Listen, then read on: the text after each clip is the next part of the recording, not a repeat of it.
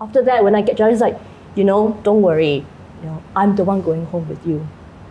Ah, okay. Yeah, I love you the most. So in sickness and in health, so he's the one who made you sick, lah. So okay. Hi, ladies and gentlemen. I'm Sharul Channa, and this is a show called Beyond Within. And this has been organized by TheHomeGround, which specializes in community stories and community news. And today I have 4 wonderful, strong, successful women with me, whom I'd like to introduce. Of course, we have Geeta, we've got Dr. Martha Tara Lee, we've got Christine, and we've got Carol. So I'd love to introduce them, but I think that they should introduce themselves first before we add on why we're here today and why we are sitting down and having a discussion about women who have been through trauma, come out strong, and they have a special message for you. So, Dr. Martha, why don't you start and tell me what you do and why we're here? Yeah, so my name is Martha, and I'm a relationship counselor, clinical sexologist. I've been doing this for 12 years. And I help people when it comes to their relationships and sexuality. Sure. And you've been doing this for a long time. Yeah, long time, 12 years. 12 years, wow, okay. Geeta, yourself? Hi everyone, I'm Geeta. So I've been a dental practice manager for at least 24 years now in this industry, been long.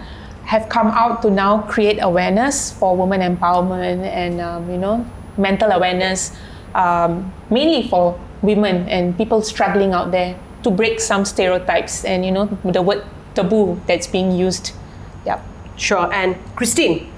Hi, my name is Christine, and I'm the founder of Nu Ren Secret Club. It's a community for women where I want to actually engage them to join us, to grow together, to share their stories, and also to empower them, to connect and to create opportunity for them.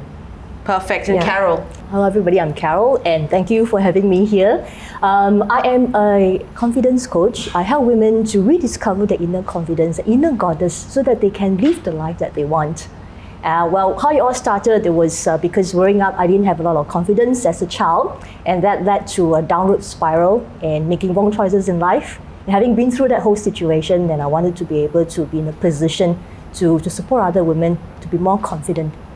Wow. Yeah. Fantastic. So all you women have done fantastic work in your own fields. Well, I'm a stand-up comedian, but I know we're talking about serious issues. I'll try to make it as light as possible, but I think it's more important to make light of the situation that we're talking about. And all of you spoke about this one word, mental wellness. So I think all of us have been through some sort of problem. As you said, Carol, you had some sort of trauma that you went through and you made some decisions that you thought were wrong. And Geeta, you said you also advocate mental wellness. So let's start with the trauma bit of it, and let's get down to your personal experiences of what caused the trauma. And since you mentioned, Carol, about childhood, we'll start with you first and tell us what is it that you went through.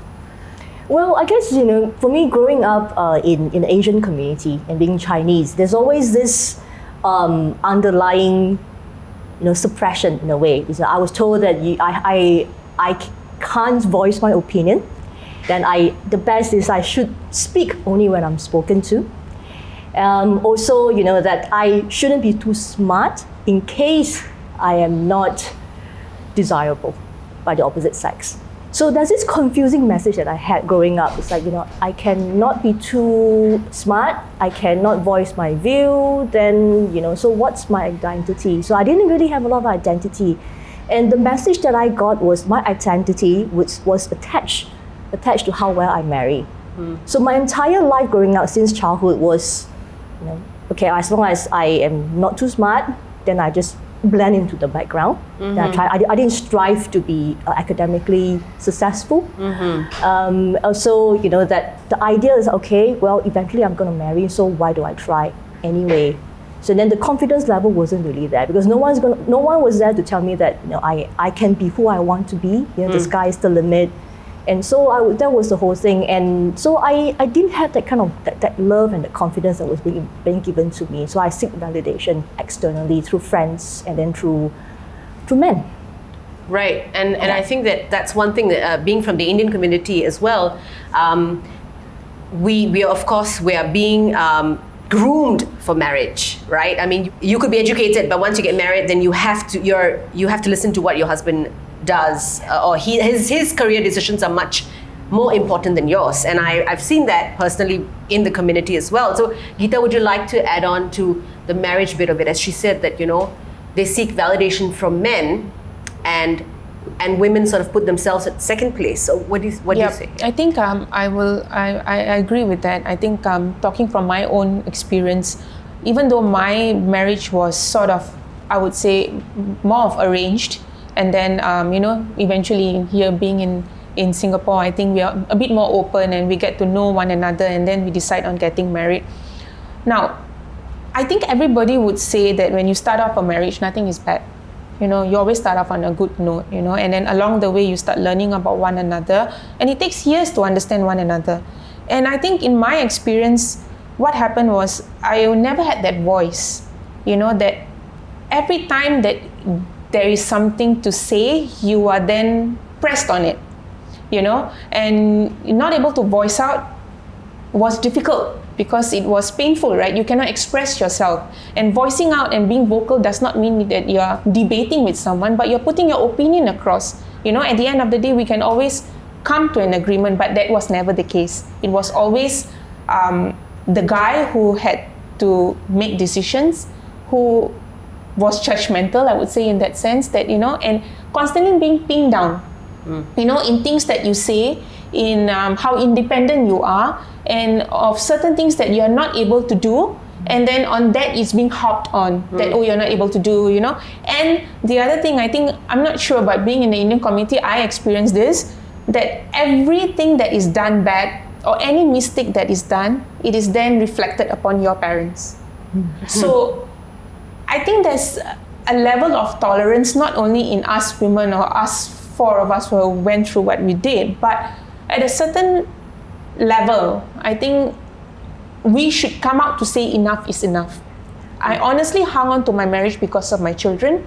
I got divorced and I initiated my divorce after 11 years of marriage. And that's a long time, to be married to someone and to go through ups and downs with someone. And you thought, when you get married, you never think of divorce, right? Because you want to hang on to that for the rest of your life. You want to grow old with the person. And then you're hanging on to that because of your children, and you realize that you're only giving or creating more harm. Hold on to that thought, because even Aware, actually, they shared an article recently saying that it's way more harmful for the children if you stay in a bad marriage. So I'm glad that you recognize the kind of abuse that you were going through, whether it was emotional, mental, physical, and stepped out of it. And we'll want to talk more about what you did to help yourself as well. But Dr. Martha, please talk about your experience in your marriages. Yes, so I'm very embarrassed about saying it, because actually, as a person who is, I guess, micro-influencer because of the work that I do, I actually have never really publicly said this, which is that I'm twice divorced. And the first one was when I was young. I was 21 when I first got married, and divorced by the time I was 26. Then with the second marriage, that was when I started to be a sexologist. And I had a lot of embarrassment around it, that what, you're a sexologist, you mean you can't keep your guy? So I always had that fear of telling people that I'm twice divorced. I really felt like a failure, especially with the second one, because they were very, very similar. Both of them were psychologically abusive. Both of them were very telling me bad things about me. My second husband, especially, he is so highly intelligent, and he was so covert about the ways he did it, that it really tore me down bit by bit. And he was so subtle about it that I didn't realize the damage that he did until the end of the relationship. And because we are in the Asian community, right, and we're talking about divorce here, women who have chosen to step out of their marriages for whatever reason, it could be emotional abuse, it could be physical abuse, it could be mental abuse, or all three. I notice a trend where people don't recognize emotional abuse at all, because the first question when you want to step out of your marriage is that, did he hit you? And they said, no, he didn't hit me, but he emotionally abused me. And the Asian community does not understand emotional abuse at all. And so I see a trend, a sort of a trend in our community where emotional abuse is not recognized at all. And I think they should recognize it. And I think it does a lot of damage to women, even men. We're not, of course, doing this to say that all men are terrible, but we see that it is a function of the society and that we are just a part of a society that needs to change.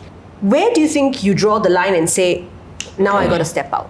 If I may share my experience. Yes, please.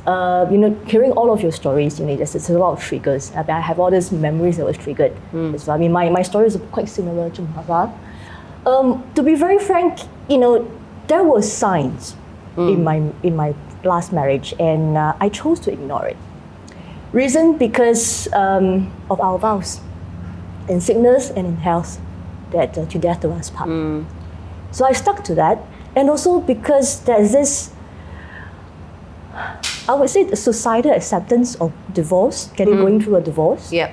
It seems it's like it's always the woman's fault. Because I did try and talk to my family about it. I don't think my husband is treating me very well. And my mom, she didn't know. I didn't want to tell her everything because how do you draw the line? Yeah. If you talk about the psychological abuse, as you say, it's a bit difficult. She'll be like, oh, maybe just it's marriage. You fight sometimes. Yeah, do that with your father too. Just maybe. And then my father would tell me, you're not very good tempered yourself. So maybe you should try to give in. Yeah. And then sometimes, just for the sake of the marriage, and maybe he's stressed out, so give in. So that's what I've been taught to do. He's tired.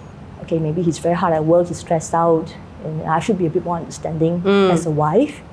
So, and there were signs like, he cheated on me. Okay, so cheating on the partner, all right, yep. So I wanted to, and then of course, he came and apologized, gave me flowers and really felt sorry. Okay. Yeah, so he treated me well after that. Did he repeat these mistakes? It did, but the thing is I only found out much later. Because the thing is that there's throughout our whole 13 years of union, 13 years together, 10 years of marriage, he would seek attention of other women. Yeah, we have close relationships. Oh, they're just friends. It's fine. We're just friends. I'm just someone that I work with. Yeah. Or he would, try and maybe court a woman just to make himself feel better. Yeah. Yeah. So these are some of the signs. And in a way he wanted to make me feel jealous. But then after that, when I get jealous, like, don't worry. I'm the one going home with you. Ah, okay. Yeah, I love you the most. So in sickness and in health, so he's the one who made you sick, lah. So okay. We so that's a sign. Okay, so there was of course the first time he cheated. A sign that you always will see a sign. For any of y'all, the trigger, the first trigger. If you had a chance to leave way before, what was your first trigger that sort of made you realize that this is something that is wrong, but you ignored it? What is the sign? First whichever marriage. Whoever wants to talk about it. I think I'll share my side a bit. I think thinking back now, it's a bit hilarious. But you know what? I should have done it at that point of time. I used to live with my ex-mother-in-law, and the only reason for that was because we as a couple thought that maybe when we have kids and then having someone at home who is of a family member will help, right? Because we are working people. So I would say my ex-mother-in-law told me before that, I used to have, any relationship, with your spouse, you will have a bit of tiff here and there. And so did we. And my ex-mother-in-law said, oh, you know what, Geeta? A man can actually stand and pee wherever they want, but a woman should not or cannot. And so it actually translates to a man can do anything they want, a woman should just keep quiet. So, and I told my mother-in-law then, that I don't come from the village, I'm not the kind where I'm going to sit and keep quiet if my man does something wrong. If he does something wrong, I should be able to question my husband. We are equal in that sense. I should be able to speak as much as he can speak. I'm an independent woman. I did my degrees and I'm working today to where I am. It's all myself, or with my help of my parents who supported me along the way. So I do have a voice, and voicing out doesn't mean that I'm fighting back or anything. It's being equal. Yes. Right? So it did not appear to her that way. So I thought at that point of time, I don't know if I can actually say that the whole family was cultivated that way, and I was in that, and I thought that, being an Indian community, and I had my parents at the back of me, where their reputation is one, because in the Indian community, it's always about reputation and face value and whatnot. I'm speaking because I come from that culture. Other than men, the women also enable this kind of behavior because they are in that circle, right? And so they keep enabling this kind of behavior. So you actually hearing this from your mother-in-law. Yes. I mean, I'm sure she's a good person otherwise, but where their mind has been and what they might have been taught being a woman. Absolutely. Maybe I think we are always taught that we're not the same, it's man, woman, animal, And so that sign, of course, is when you can see that people are not supporting around you or in that environment, and they are red flags. Exactly. Right? How about yourself, Christine? I want to add on with what Geeta has said. Yeah. It's also the same for the Chinese tradition. And my in-law, my ex-mother-in-law was also very nice. Okay, so I stay with them after my kids were born, all the way when we were married. And one day she came home. She said, I was in the kitchen. She was telling me, Christine, you should get a bowl of soap for your husband. Then I was like, why can't he do it himself? Then she was like, you are the wife, you should serve him and take the soap for him. Then I was like, he worked very tired and things. I said, I also just came back from work, why can't he take for me and then I have to take for him? So she was like, she ignored me. So for me, because I am very vocal, so sometimes I will say it back. So for their tradition is, you are married, you have to take care of the kids, you have to, take care of your husband, and you still have to bring money back to the table. Then I asked my mother-in-law, then why I need my husband for? I straight away told her that. So that's the thing is, when you ask where is your line, it's about self-worth. Where is your self-worth at? What is your limit? Where do you limit yourself? So that's a very interesting line. Where do you place yourself? Yes. Right? How important are you to yourself? Where do you place your self-worth? And self-esteem comes into play, which means that if someone is damaging your self-esteem to a point where you have to keep questioning yourself, either by words, by behavioral patterns, or of course abuse, that's the time to walk away. Because if they're not contributing to your well-being, you have to walk away. I think we can all agree to that. Martha, if you want to add anything to that, a sign or a signal where okay, now I got to move. What made you move when you said after 15 months? What made you move? It was very difficult because it's my second marriage, and it's so embarrassing because it's tied to my profession. And I mentioned the story about my husband saying, you handle it. I felt very, very alone in the relationship. Was really thinking of harming myself, killing myself, and walking around like a zombie. And feeling that there's no life, there's no vitality to anything that I did, which is, I think, very, very similar to what they're saying. So we are really, really at the verge of giving up on life. And you just feel like, that you're alive, but you might as well be dead. When I often had that feeling, I knew it was really, really wrong. So I had to ask myself, is my marriage more important than staying alive? And I also didn't want to stay alive in this way because I wasn't really happy, and I knew it was affecting my practice. And if I have a practice where everything that I do is about helping people, and I am in a relationship that is destroying me, then I cannot do my work. I cannot do my work. So I had to choose, do I keep my life and help people, or do I stay in a marriage where the person is using me, abusing me, and sponging off me, and telling me, how come you're not at work? I have to put you at ease though. Some of the best relationship experts have at least been married 3 or 4 times. And that's why you're a relationship expert. Yes. You need to meet different kind of people, date them, marry them. You need to understand what your specimen, what you're dealing with. Yep. So when my clients ask me, you can't even keep your marriage together, what makes you think you can help us? Yeah. So I said yes.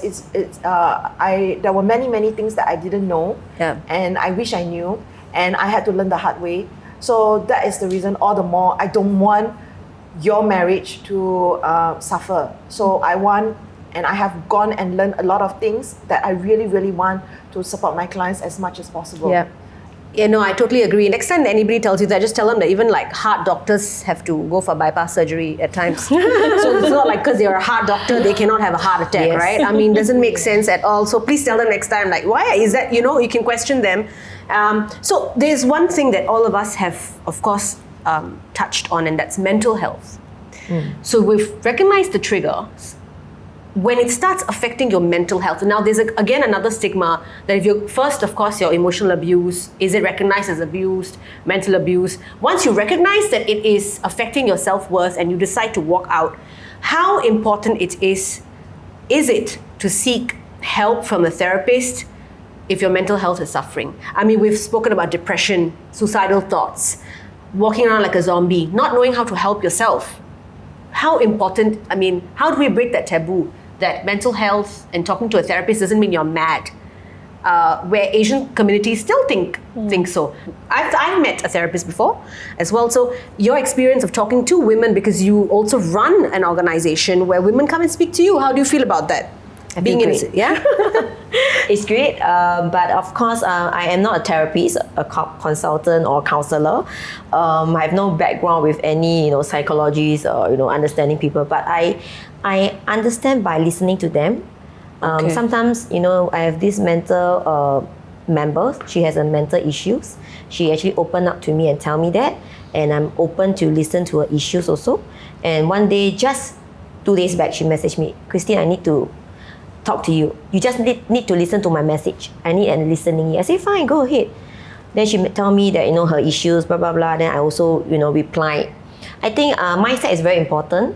I told her what I think is right. I said, this is what I think, but it's not necessary you have to follow. So I analyzed her issues, and she said, yeah, I think it's me. She said, yes, I think it's me that I have this kind of thought. Yeah. And she said she's crying, she's depressed, blah, blah, blah. And after I told her, you need to, this is what I'm telling you. You have to go and decide whether you want to do this or you want to do that. That will cause worse, more pain to you. Yep. And then she said, yes, I think, dilemma, sometimes people is like that. I want to do this, but this thing is holding me back. So actually by doing this, it will be better for you. So she told me that, Christine, I follow what you have told me to, and I'm much more happier now. Thank you so much. That kind of message really brightened my day, because I'm not helping someone, but I'm just telling them what I think is right if I am in this position. Sure. So is it right to say, so as Geeta said, that, of course, talking to a therapist, having a good support system, having someone who can listen to you, picking up a spot. I will just ask Martha and Carol on this side, what other things can be done, or do you recommend other than what these ladies have already mentioned? Well, for me, I didn't leave the marriage. In fact, he left me for a younger woman. Okay. And he also emptied my bank account. So I was left without a home, without any money, and having to fend on my own. And I was afraid to reach out for the shame, because I felt a lot of shame. Mm-hmm. So, and I was afraid to tell my parents, because I was afraid that they would come back to me and say, oh, I told you so. And I was afraid that if I were to share with my girlfriends, they may judge me. Yeah. So I was alone at that time, and it's about having someone that I can trust. I mean, just randomly, I just didn't know. I just had a name that popped up in my head. This girlfriend who had gone through divorce, because I don't want to go to all my girlfriends, who are happily married, because I don't think that they will understand. So I thought maybe she may understand. I didn't know her very well at all. I picked up the phone and say, he left me and I've got no money. I needed help. So having that, being able to reach out, I think that would be the most important thing. Yes, we will have community. We definitely have to you need to have that support, and then and I didn't know, and I didn't want to go and seek therapy, because I don't want to be deemed as crazy. I don't want to be deemed as I'm having a problem, because the shame was already there. I just wanted someone who was without any judgment, just come and then just maybe hold me for a little bit. Yeah. And she was the person who really changed my life. She dragged me to a coach to say, well, you can go to therapy, which I did. I went, but I didn't feel that I'm going anywhere. It seems that I kept dwelling in the same thing. Right. So it was not, as we said, that it might work for a certain percentage, but not for everybody. Right? Yeah. So I think it's good to have girlfriends that you can trust to really share the problem. Okay. That was actually what happened for me.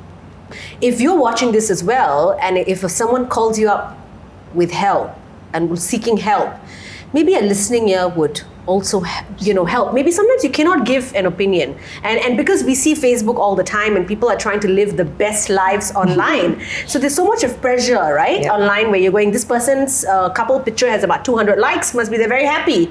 But the fact that we all know, the scientists say that people who keep posting about their relationships might also be suffering, right? So of course, therapy might not be for everybody. Going to a coach also helped you, and also picking up the phone and having the courage to tell someone that I have a problem. Martha, how did you personally get out of it? I had depression both times when I separated from my husband, and with my first husband, I did go to a life coach that I just saw giving a talk in the library, and something about her just resonated with me. So I actually paid a lot of money for at that time with what I had for that, because I didn't know what would help me. I didn't know, and so that started me on my path of personal development and spiritual development, and a lot of the things that was taught to me was really the start of inner work, and I continue to do those practices and teach them now, and I'm very happy that I'm able to use what I've learned to help people. But anyway, so what actually helped me the most was exercise. Exercise really helps. Exercise is something natural that helps you with hormonal balance, and so I'm glad Geeta did dance. That worked for her. At the time, I had a gym membership, so I went to the gym every day because I knew the loneliest and most difficult times were at night when I was alone in the house. We still had a house then, and I would be like hyper vigilant, like is someone gonna come into the house and rob me or rape me? Then I would be like listening for like the water drops, like the neighbors, and like, do they know that I'm living by myself during that separation time? Yeah. So this is, I mean, and I'd like to wrap this up, but what I'd like to say is, of course, firstly, recognizing the triggers in your marriages, right? Recognizing the trigger, where your self-worth is, and where do you sort of draw the line where you're going, okay, I'm not going to take any more than this and I have to walk out. And the things that you can do to help yourself, of course, talking to a friend, talking to a therapist, picking up a hobby, journaling, setting up your own organization that helps women. And I think that what we do is, if all you women know organizations, and of course your organization as well, at the end of this video, we're going to have, of course, all of those listed out where women can reach out. Women can reach out, men can reach out. And I think this is not only a problem that women have. I think what I'd like to say is that, yes, we are talking to 4 women who have been through their own struggles, but I think that this problem it's across genders. I mean, there's so many, a lot of suicide cases among men as well, men and women alike. So what I like to say is that I'm so happy that all of you shared your stories, which would help so many other women there who have either not stepped out of their bad marriages and are still going through a tough time, and B, for people to evaluate themselves, how they can either improve things or move on to better things, and how then they can help themselves mentally, emotionally, physically. And of course, for the general public, if someone's calling you and asking for help, call back that girlfriend who has called you and given you 2-3 missed calls. I am very proud of all that you all have achieved, and I come from a place of being another woman who has seen enough of my extended relatives who have been in bad marriages and never left, and of course are completely destroyed. And so I'm so proud of what all of you have done, and I hope that the Asian community can recognize that we have to break these taboos and we need to move ahead to a better future. So thank you so much, HomeGround, for getting us together. And right after this, there will be some numbers and some organizations that you'll be able to reach out, of course, given by our wonderful ladies. So please contact if you need any kind of help or you just want a listening ear. I'm Sharul Channa, and we're so glad to have all of you here. Thank you so much. Thank you.